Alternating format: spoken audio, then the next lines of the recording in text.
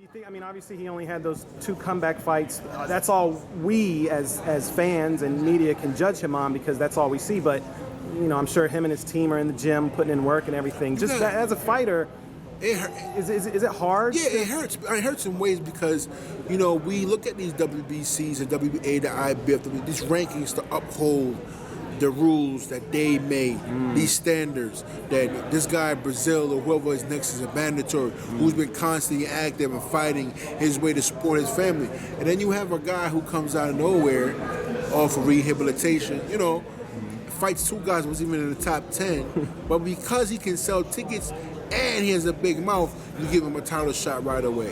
You know, that sucks. As a fighter, it hurts our demeanor because like, oh, I gotta be a freaking clown to get a title shot and either being a professional athlete and earning my respect like everybody else does. And that's what happens with some of these sanctioning bodies, that they want us to do everything they want us to do, but at the same time, they're not doing what they're supposed to do. So how do you respect some of these sanctioning organizations when they say and promise things, but don't live up to the expectations that they want us fighters to do, and they're not doing it themselves, you know? My stepfathers always say, what's good for the goose is good for the gander, you know what I mean? Same thing, man. If you want to do it too.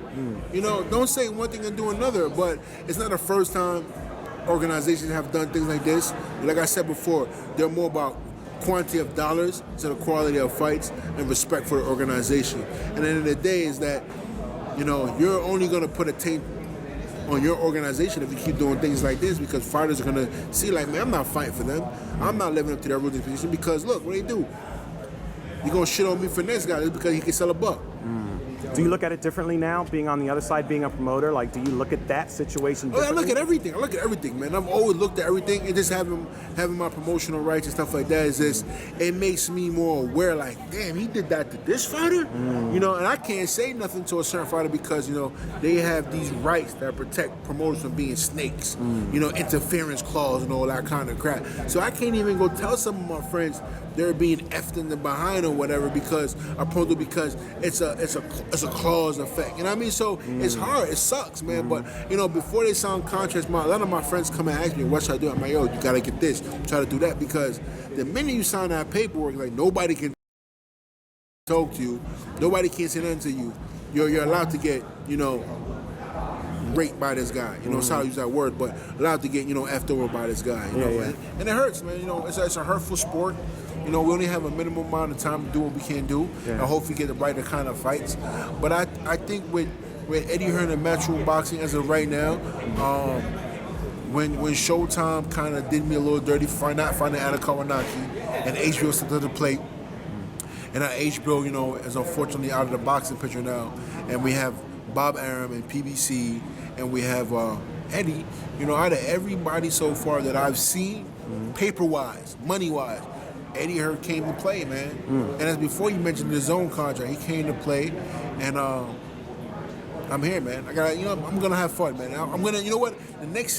Before I get the AJ fight, I'm gonna enjoy the journey. For the next 8 or 9 months, I'm gonna put a lot of work on publicity side. I'm gonna enjoy the journey.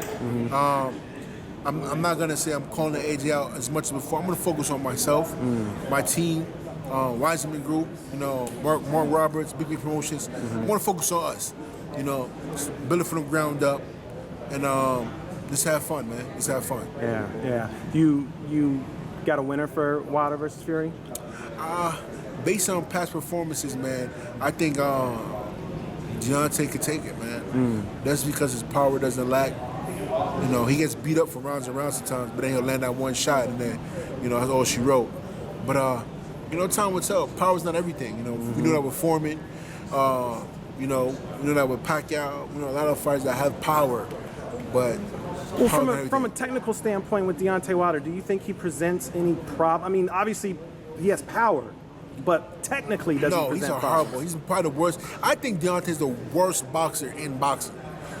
Wow. Technically, out of all divisions? All divisions. He's the worst boxer technically out of every boxer.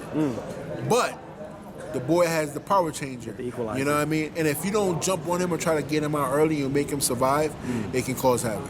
Wow. You know, so technically he's a full of box of turds, but boy can punch. So Fury's gonna have to fight the perfect fight then. Yeah. Hands down. And Fury doesn't have knockout power, so if he can frustrate him, get him tired, jab him, lay on him, you know, it'll be a good night for him. But if not, man, he got to do Floyd Mayweather. You know, a perfect fight. Right. One last.